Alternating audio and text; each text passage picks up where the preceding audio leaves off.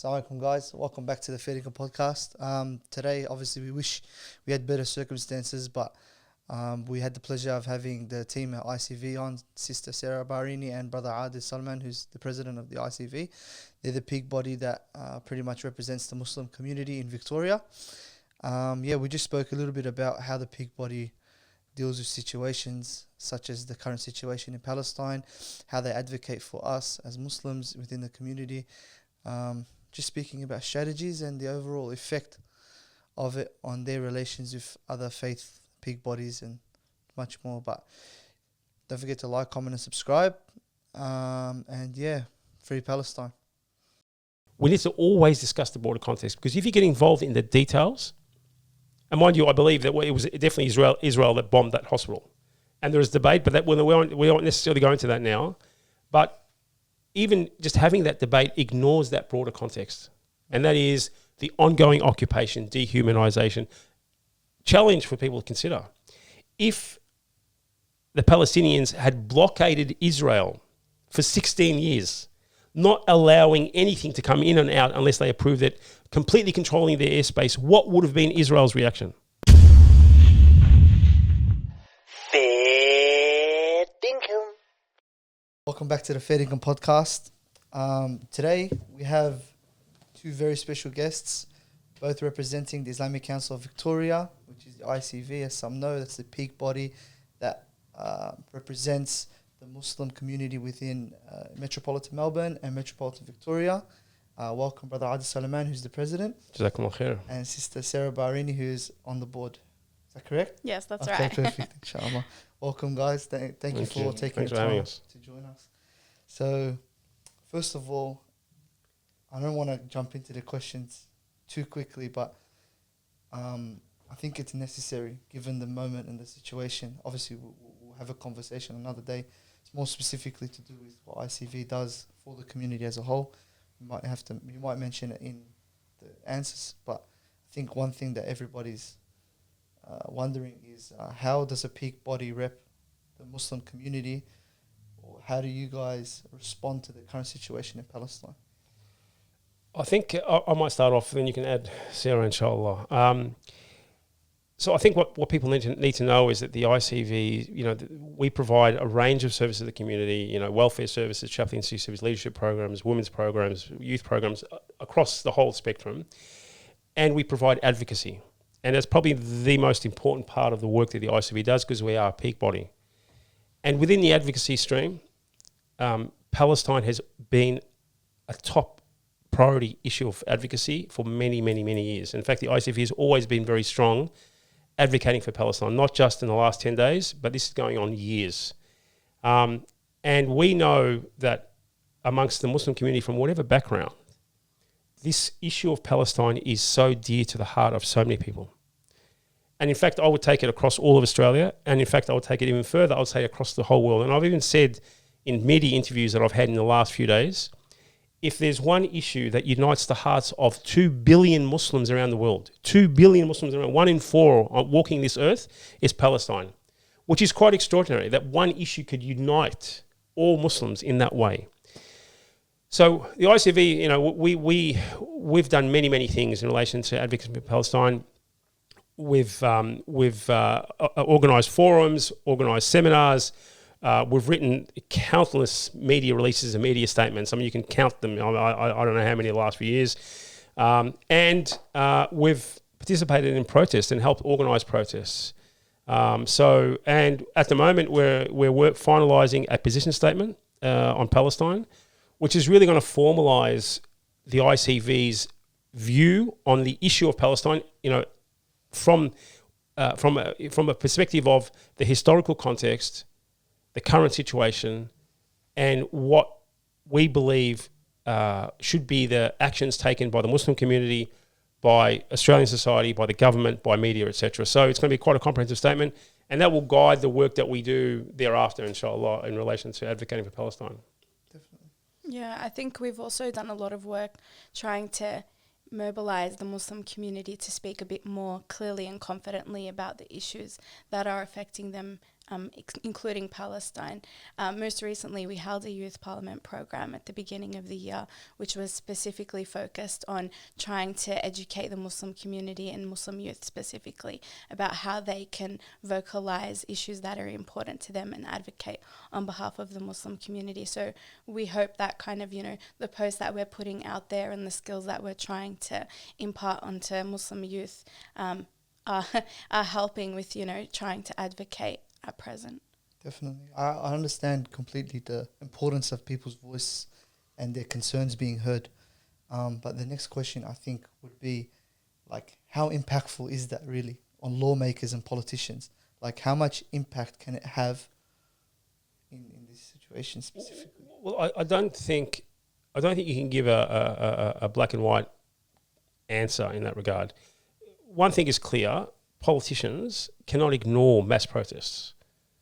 Now, how immediate is their response is another question. Sometimes it is immediate.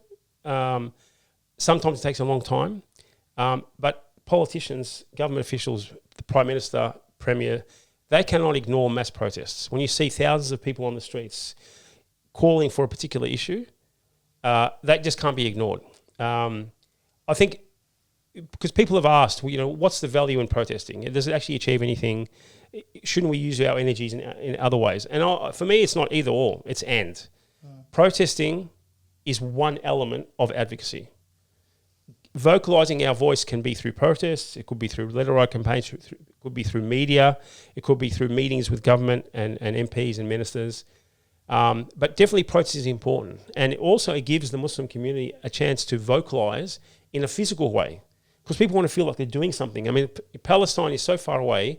What can they do in relation to that, apart from making dua, which is the number one weapon for Muslims, donating, which is very important, but also if you want to actually do something and you feel like you're doing something physically, getting out on the streets and protesting and shouting and raising your voice is almost, it's galvanizing for you.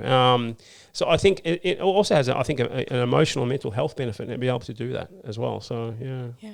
I think we also need to remember, we live in a democracy, and part of a democracy means that we have elected representatives who are responsible for representing our views. And so we kind of call them the government of the day, because anything can change. If the community, the Victorian community or the Australian community feel like their elected representatives are not representing them, they can vocalise that and advocate for change. And we've seen in the past, sometimes it does lead to leadership spills and stuff like that. So I think that that's kind of really important, that we need to remember. I know sometimes it's very easy to feel apathetic, but, if we're making our voices heard by attending these protests, and, alhamdulillah, last week we managed to get over 10,000 people attending the protest. That sends a message to the government. Letter writing, Australian Palestinian Advocacy Network, they have a letter that you can send by email to your local representatives.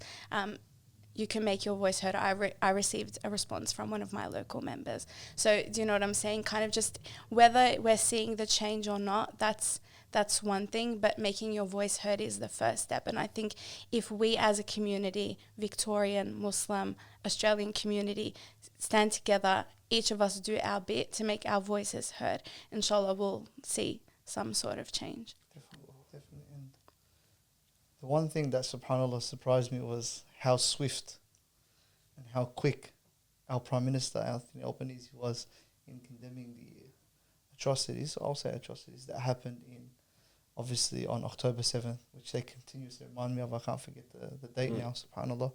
But one thing that he was really swift to do was to push this narrative that Israel has the right to defend itself. And consistently we're seeing through the media and through other sources that everyone's always, and subhanAllah, I was speaking about this earlier just off the podcast, there's this double-minded question saying, do you condemn Hamas? So I wanted to ask, how does that narrative affect the Palestinian cause and the Muslim population as a whole? Well, I think it completely disregards the pain, suffering and trauma for decades that Palestinians have been enduring. In some ways, it's a completely nonsense proposition. when you're asked to condemn Hamas, as if that's the only thing that you've been brought here to speak about. Has the media ever brought in an Israeli embassy official to condemn the numerous Israeli violations, war crimes that are committed on a regular basis by Israel? When they start doing that, when the media starts bringing, and when our government, our Prime Minister starts condemning Israel for their egregious human rights abuses, their war crimes they're committing and their ongoing occupation, then we might be willing to actually engage in that conversation. But until that point, that's really an irrelevant point for us.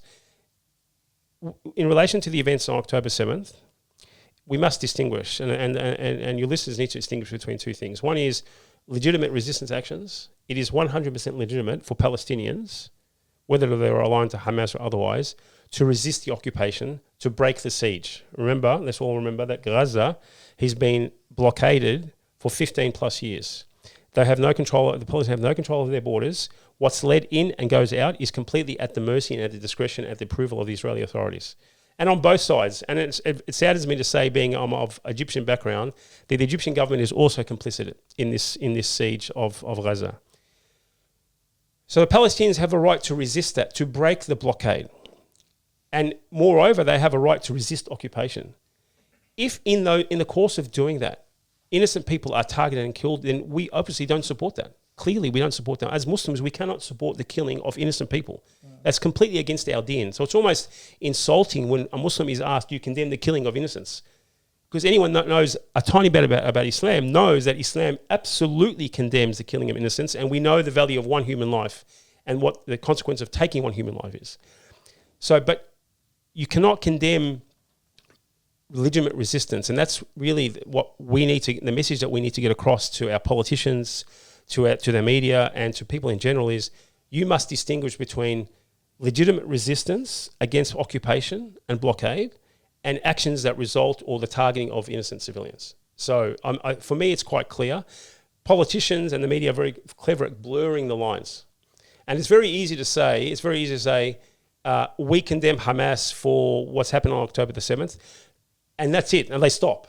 And Israel has a right to defend itself because it reduces the whole situation, the crisis, the conflict to very simple black and white terms. And we know that's not true. We know there's a context of 75 plus years. And the politicians and the media will never actually talk about that. They'll never talk about the broader context. They'll never actually try to explain to their viewers, to their listeners, to their constituents, why Palestinians may want to undertake resistance actions, why they may want to be wanting to fight the Israeli military occupation. Why? They don't want to do that because if they did that, then that would then cast the eye on what are they doing to actually change that. What are they doing to actually call upon Israel to stop their occupation, to stop their blockade, to stop their oppression of the Palestinians? They don't want to get into that conversation. It's much easier for them to actually just condemn these, crazy Palestinians who are killing Israelis and leave it at that. Yeah, definitely. The one thing that I was, subhanAllah, just talking about the context of the situation, speaking about earlier with a mate of mine, and laughing about the fact that they feel like all of this has been unprovoked. These are unprovoked attacks. These are things that there's now two sides to what's going on, even though there's the occupier and the person who's being oppressed. And subhanAllah, the funny thing is that obviously we're in a country where the death penalty isn't a thing. So we believe that in order for people who have transgressed the laws of the land, or to a certain degree, they don't deserve the death penalty. They deserve worse. Mm-hmm. The worst would be to put them in prison forever. Mm. And what we currently see is an open air prison. It is. And imagine that the person that feels that you're the enemy, they've dehumanized you, they're actually working against you, has control of your natural resources and the things that you require in order for you to be able to live a basic life. And people don't understand that narrative now, and they keep pushing back, and they keep referencing, but Hamas, but Hamas. But so the out of every disaster, positive things will arise, and I think it's obvious to us, and if anyone observe what's happening even on social media, there's an awakening amongst, non-Muslims, but definitely non-Muslims as well. A lot of non-Muslims are actually not buying the narrative anymore. They're actually questioning the narrative.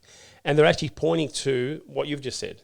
So I think, and I've said this in an media interview earlier this week, Australia's foreign policy on Israel and Palestine is completely out of step with the majority of Australian public opinion. There has been a distinct change in Australia and throughout the Western world, even in the US. There is a lot more support for Palestine now than there ever has been before. And that's growing.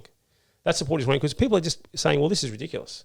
We can't have this ongoing occupation and this dehumanization of a people by Israel, and the world just stays silent and doesn't do anything about it. So I think this is changing. I think what's happening, has been happening over the last 2 weeks, I think it's going to push a lot more people to become interested and be advocating for the cause of Palestine that may not have been before.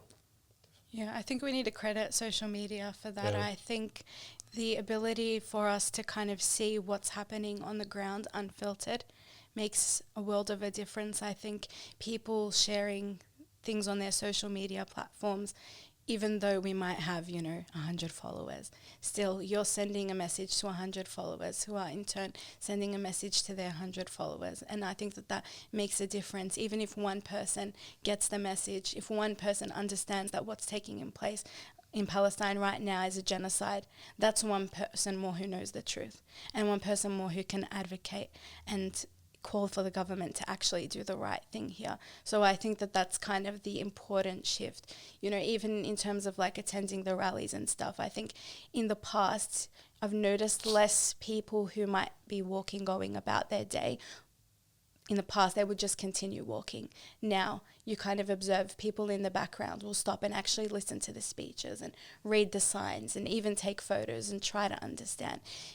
When we were protesting last week, I was holding up a couple of signs and some people actually stopped me while I was walking back to my car and they wanted to read what the signs had said. And so, even though we think that these things are not making a difference, they truly are, even though we might not see it before us.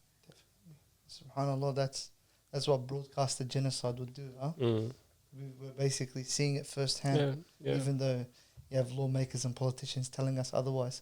People can't fight what they see now, what they've seen. But there's a real battle going on around narrative on social media and the media more generally around, and probably the best example of what happened with the bombing of the hospital. Mm-hmm. So the Israelis came out initially accepting that it was them, then they retracted, and then they tried to say no, it was the Palestinians that did it. The Australian politicians initially they condemned the bombing of the hospital, but obviously were careful not to point the finger at Israel. But this is just an example of how sometimes the whole discussion is reduced to who did what when. Again, forgetting the broader context. The broader context, we always have to come back to that. Whenever we have a discussion about Palestine and what's happening over there, we need to always discuss the broader context, because if you get involved in the details, and mind you, I believe that it was definitely Israel that bombed that hospital, and there is debate, but we won't necessarily go into that now. But even just having that debate ignores that broader context, and that is the ongoing occupation, dehumanization, challenge for people to consider. If the Palestinians had blockaded Israel for 16 years, not allowing anything to come in and out unless they approved it, completely controlling their airspace, what would have been Israel's reaction? Any country's reaction, Australia's reaction, if we were blockaded for that period of time, what would we have done? We would absolutely have resisted in any means possible. That's what the Palestinians are doing. Definitely. And I think that the narrative online, the blame game that's being played, is a way to distract us from what's actually happening on the ground. And I truly believe, and my biggest fear is that what's happening on the ground, we don't even get even a fraction of an understanding or of representation on social media or in the media of what's actually happening on the ground. And that is the scariest thing to me.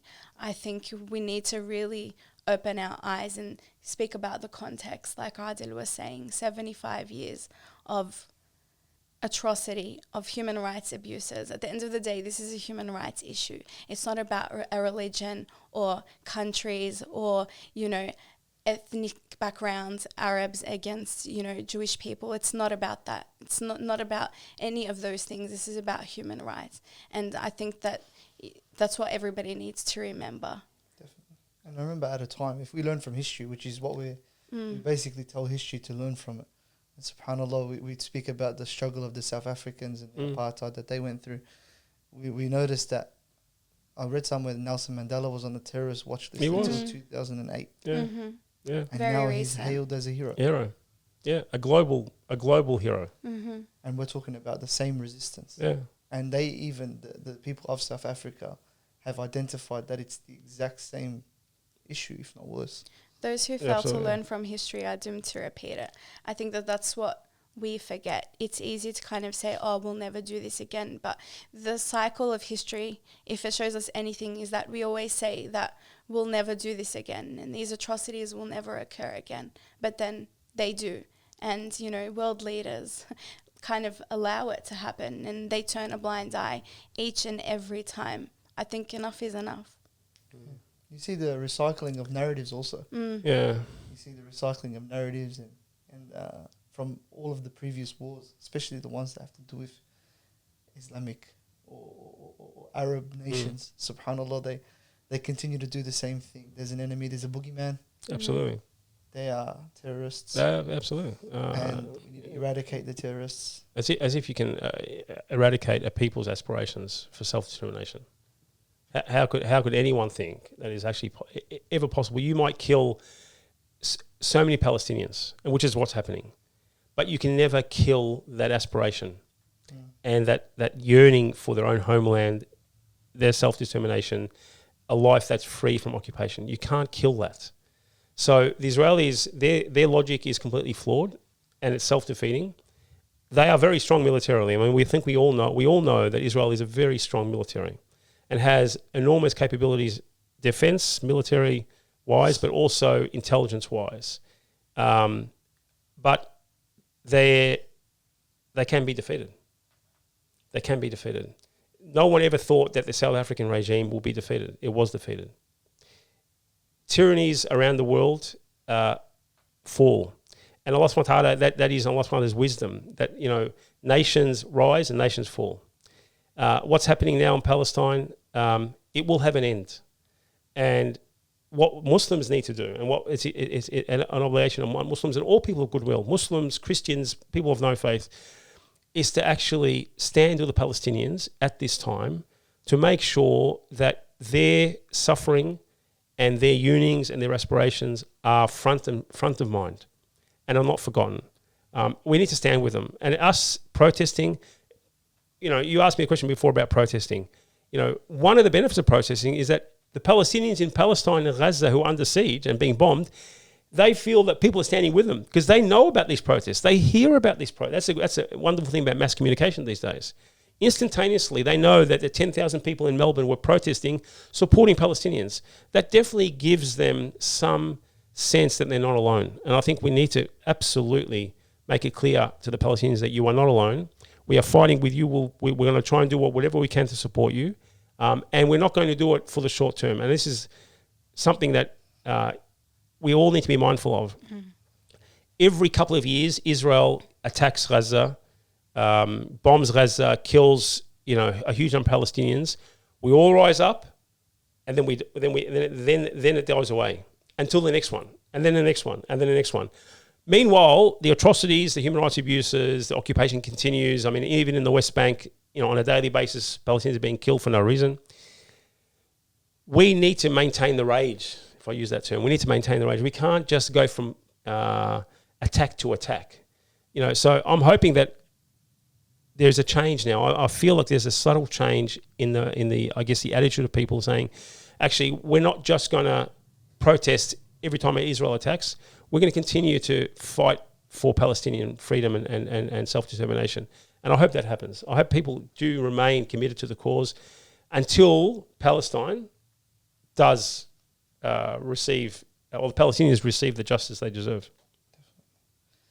I know that we spoke about this earlier, there's another part that ICV deals with. It's more specifically working interfaith. So you also deal with on a, I'm guessing, a weekly basis or monthly basis with other faith peak bodies. What's the current consensus been like? And it's been challenging. I mean, this is been definitely challenging for interfaith relations. Obviously, faith bodies, they are wanting to express sympathy and empathy for those that are suffering. Some faith peak bodies, particularly from the Jewish community, would like the Muslim peak bodies like the ICV to actually come out and strongly condemn Hamas and all these actions. And we haven't done that. Not, again, going back to the first one, not because we support the killing of innocent people, but because we understand the Palestinians are fighting for their rights.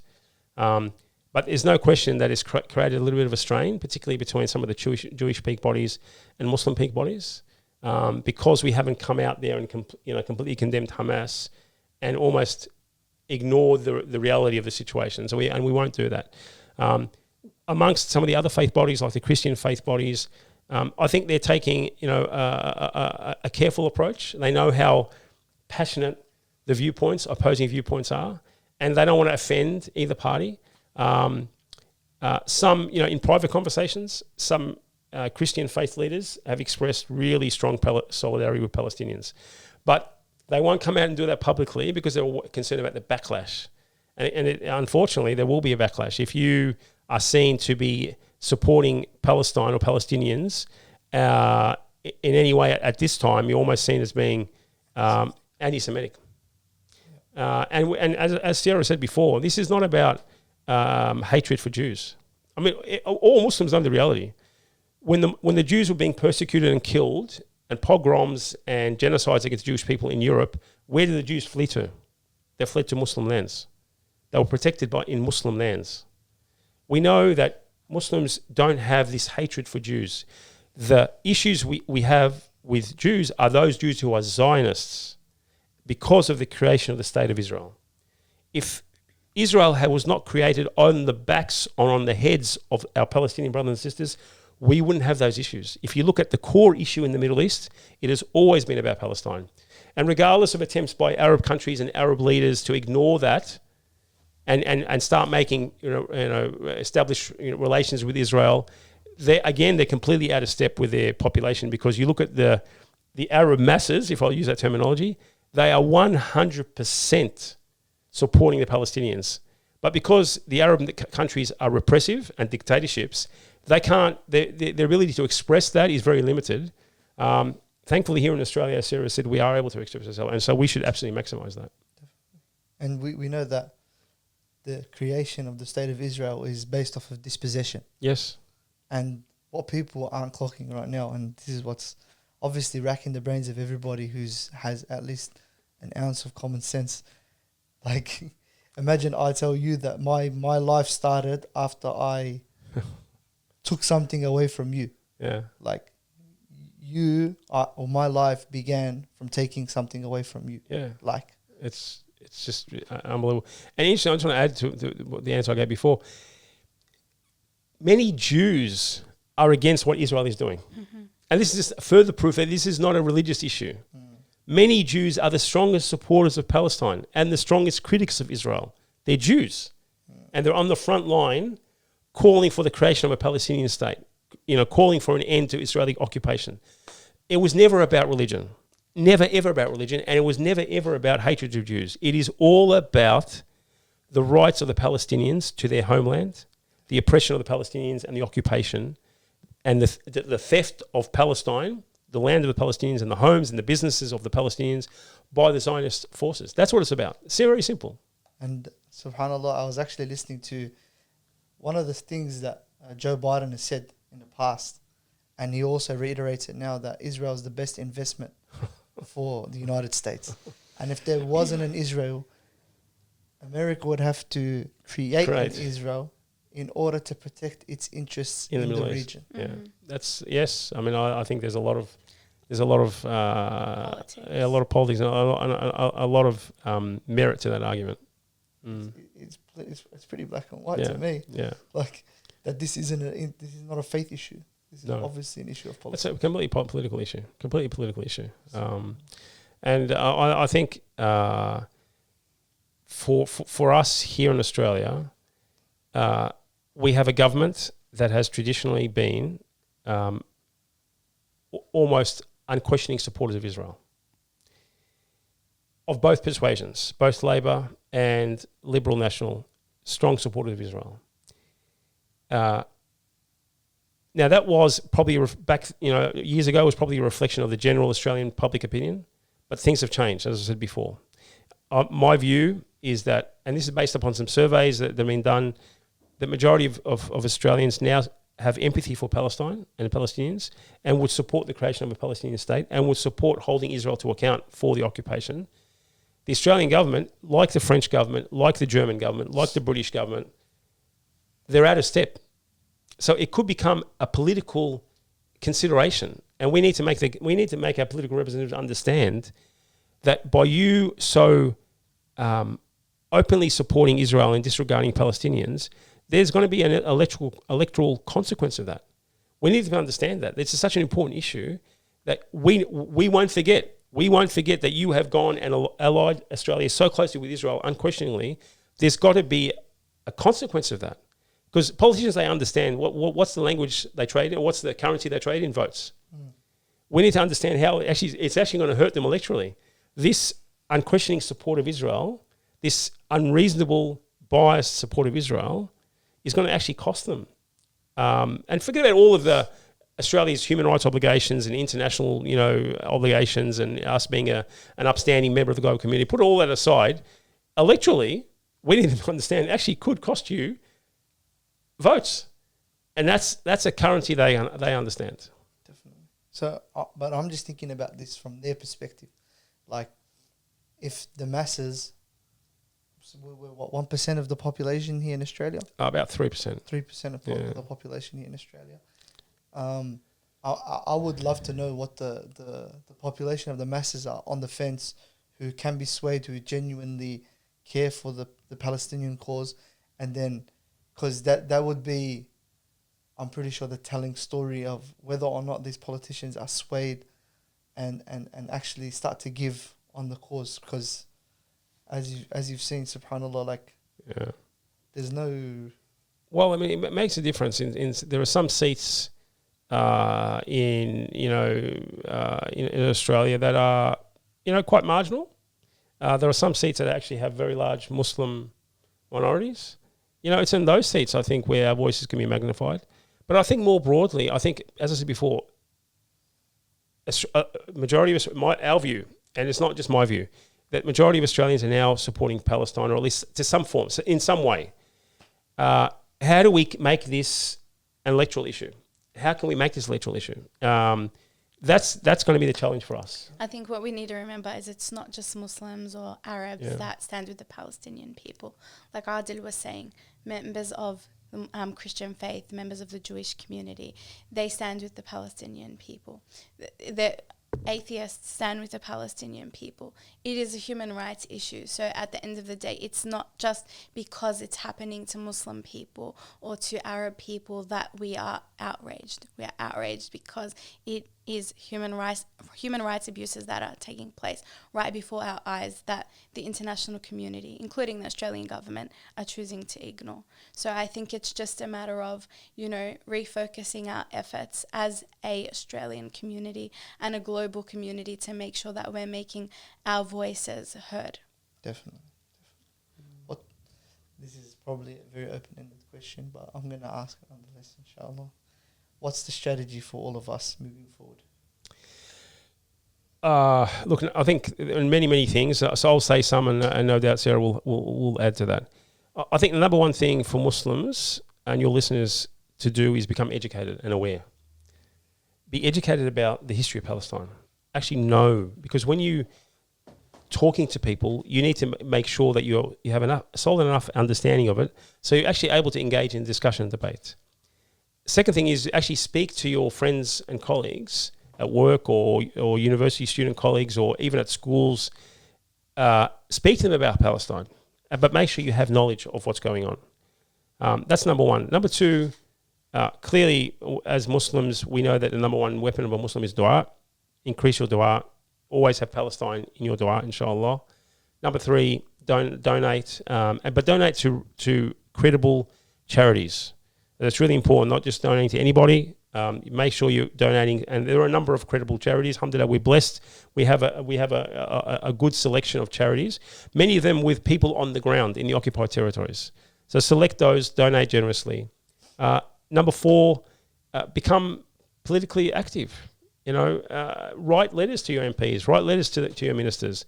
Sign petitions, meet with political representatives, join forums that are talking about these issues, participate in protests. I think all of these things have their place, and they're all very important, and they will all play a part. But at the end of the day, what we need is for Muslims to become, engaged on this issue of Palestine for the long term, not just the short term.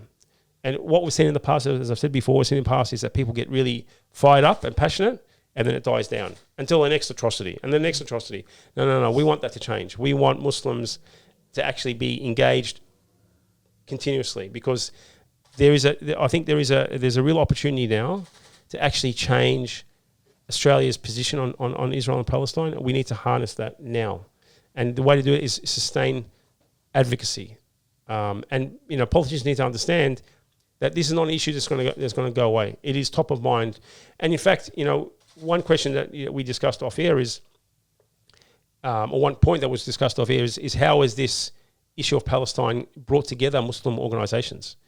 Big time. We're having meetings now. I'll participate on behalf of the ICV in meetings with other peak bodies around Australia. So I think this issue has absolutely galvanised cooperation amongst Muslim peak bodies, and I think it's really important that peak bodies, Muslim organisations, and there are many, alhamdulillah, there are so many Muslim organisations now, that when they're meeting with politicians, the issue of Palestine is always on the agenda. You may be meeting with your local MP or a government minister about a particular project that you're doing or something, some item that's important to you, but make sure Palestine is always on the agenda. So they know that regardless of what else is going on, Palestine's on the agenda. I want to talk to you about Palestine.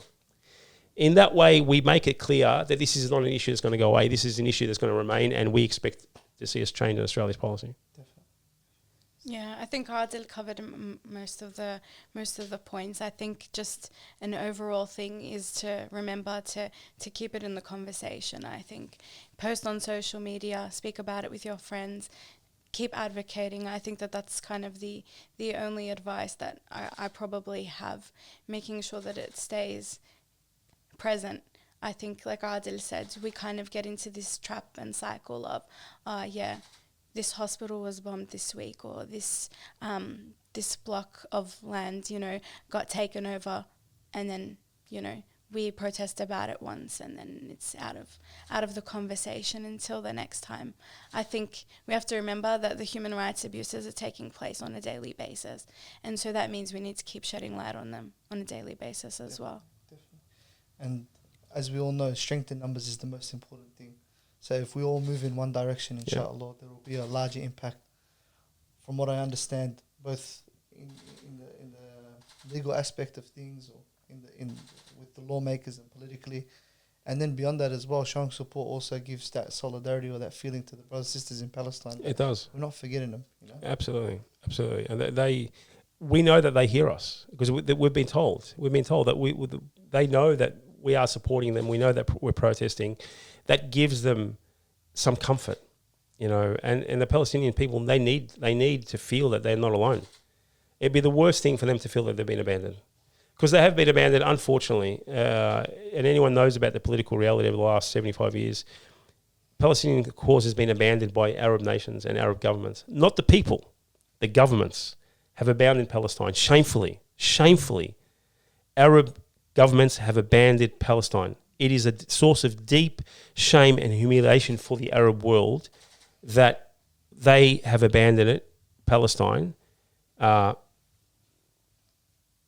it's subhanAllah, it's an absolute tragedy when you think about the Palestinian brothers and sisters who have been enduring this, to feel that their Arab brethren have abandoned them. They need to feel that there are people around the world that have not abandoned them, and that's what we need to do. Definitely. I think we'll just touch on the last question, inshallah, and that's to do with, obviously, as we were speaking about earlier, where there's pretty much a genocide being broadcasted. So a lot of us are picking up secondhand trauma from what's going on. Obviously, we don't ever want to forget what's going on, and we want to make sure that we're always updated and staying on topic and understanding, so that when we bring forward our arguments or when we bring forward our reasoning for what we do, there's always that at the back of our mind. But I would want to ask, inshallah, for the viewers that are currently experiencing, obviously, that second-hand trauma, inshallah, what's some tips, inshallah, that you would give in order for them to... I think, Sarah, you're probably best to answer this. I think I need tips myself, to be honest. I think it's really difficult because, I mean, like most people, I'm scrolling through my feed. If I'm not at work, in my free time, I'm scrolling through my feed and I'm seeing atrocity after atrocity. And it becomes aggravating because you feel like nobody is doing anything about it. And we keep posting about it, and, you know, we keep saying and seeing the same sort of things, but it's like rinse, repeat, recycle, you know. So I think that there are a lot of people that feel like, you know, hopelessness. I think the only message that I have is don't feel like you're, you know, in despair. I think at the end of the day, we are getting the message out there, we're advocating, and I think that that's making a difference. I think by continuing to share things on social media, by continuing to talk about it, we're shedding light and more people are becoming aware, and that's kind of like the first and most important thing. I know it's difficult to sleep. I know it's difficult to put the phone down. I say this to myself before I say this to anybody else. Try and, you know, set yourself a cap of a time, you know, okay, I'm not going to look at my phone after 11 o'clock. Just put it to the side, put it in another room if you have to. I know it's difficult. I'm living with that guilt, trying to, you know, think about doing things that, you know, are outside of, you know, advocacy is really difficult right now because you can't help but feel guilty because you know that there are people who, as we speak right now, are going through atrocities that we will never understand. And we may not even be able to see because it's just not broadcasted anywhere. So I think it is difficult to live with that guilt. But we have to do what we can, and that's working on the areas of advocacy like Adel and I mentioned earlier. Can I just add one point? And this is in relation to what's on social media. And this is advice I give to my own family. And I do this myself. I avoid watching videos of dead Palestinians and babies that have been killed. I don't watch that. Why? Because it has a traumatic impact on me. I know what's happening. I don't need to see a video, an image of that. I know what's happening. I don't need evidence that it's actually happening. But I know the impact that has watching this, particularly on our young people, watching these videos, you know, constantly of dead Palestinians who've been blown apart. You know, parents who are holding their dead child in their arms. It's such a devastating thing. You can't even comprehend it. It's not possible to comprehend it. My only advice is don't be watching a lot of these videos because it's really going to have potentially a really damaging impact on your mental health. I feel like it has a numbing effect. Yeah, it has a numbing effect, yeah. It like, to be honest with you, yeah. Yeah, it makes you desensitized, and then it kind of makes what's going on over there kind of normal. Yeah. And if we normalize it, it's... Yeah. You know, it'll have maybe a detrimental effect on the cause. I believe that. It's a bit difficult because in one way you want to shed light on the atrocities that are going on, but then another aspect, you don't want to be desensitized to what is happening. I think it's a difficult balance to find, but I think you have to kind of just try to. Definitely. Well, I thank you both for your time. Thank you. not really the best circumstances to meet. But may Allah subhanahu wa ta'ala free our brothers and sisters in Palestine and give them all Jannat al-Firdaus and increase in sabr. Don't forget, guys, look, we're going to leave you with this. The weapon of the believer, as Brother Adel said, is their dua, and the best time to make dua is just before the Fajr prayer in the last third of the night. So don't forget to wake up for tahajjud and pray that night prayer. Make the dua for your brothers and sisters who are suffering overseas in Palestine and in other countries. But yeah, thank you guys for joining me. That's the best. That's the best advice. What you just said, Sway. That's the best advice. Jazakallah khairan, guys. Assalamu alaikum. Alaikum salam wa barakatuh.